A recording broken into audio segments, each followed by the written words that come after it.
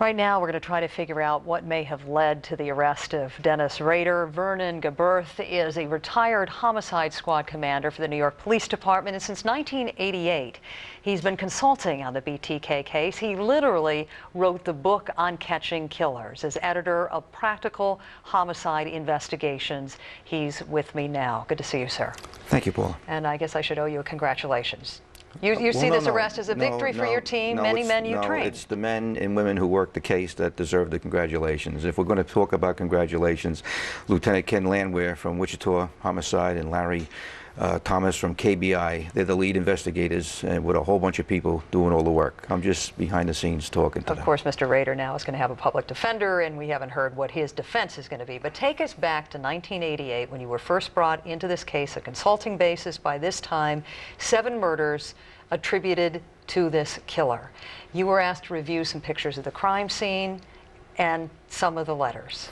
What kind of clues could you glean from that information? Well, the letters were pretty intense, and it wasn't that I was brought in formally. I was asked to assist in something that had happened. In 1988, BTK felt an urge to communicate with Wichita again. And when he did, the first thing we talked about was this new stuff called DNA. And what we did is we took the evidence from the Otero homicide and were able to get a DNA print which biologically and molecularly linked this unknown killer who called himself BTK. That was it. Now, the Otero murders were the brutal murders of almost a whole family. The mother, the father, the brother, and the target apparently was based on what the crime scene pictures revealed, little 11-year-old Josephine, who was found hung in the basement. Outrageous crime. Outrageous crime. Within a few months, he struck again. And he didn't take credit for that one because it didn't work out the way he wanted. You have to understand something about the psyche of these folks. They're very particular. The fantasy has to fit a certain program. If it doesn't fit the program, they get very, very upset. There's a lot of control. There's a lot of ritualism. The subsequent letters that came after Shirley Vian and Nancy Fox were killed were quite depraved. They fit the definition of a psychopathic sexual sadist. That's a dual diagnosis, and what it means is they're dangerous, extremely dangerous.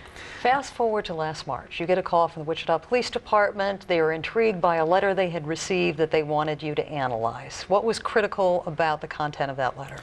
Well, what was critical about that letter talked about Vicki Wegerle. Now, Vicki Wegerle was off the screen. She was never attached to the series of the BTK killings.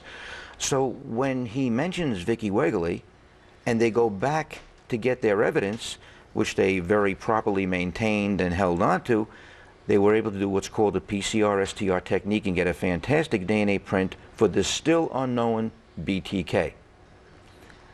It was his communications subsequent to that letter and his malignant narcissism that really was his undoing. He had this internal drive or need to show that he was superior to the police. And he felt pretty good about it. But every time there was a letter, every time there was a communication, a little clue or two would drop out. This is not New York City, Wichita, Kansas. You have a killer who has terrorized an entire community. These people are hypervigilant. They're watching. It's not like New York City, you walk down the street, nobody cares. Before we let you go, though, you talk about this malignant narcissism. What I don't understand is how he didn't seem to fit any profile any of you guys had in terms of his ability to blend in with the community. You're not talking about a loner here. No, we're not. We're talking about a married man who's a president of his church council, Boy Scout leader, government job, 9 to 5, social, as opposed to non-social, helping some of his neighbors. He's below the radar, Mr. Rader. And a completely atypical profile for a serial killer. Atypical except for the psychosexual makeup. That is the same as all of them. He is driven. He's driven. That's his motivation. Quick final answer. There's no doubt in your mind that Wichita has the right man right now? There's no doubt in my mind. That the BTK killer is in custody. I've been in contact with the authorities, and they are quite pleased, and they are quite sure that he's BTK. Vernon Geberth, thank you so much for dropping by. Appreciate all your information. Nice call.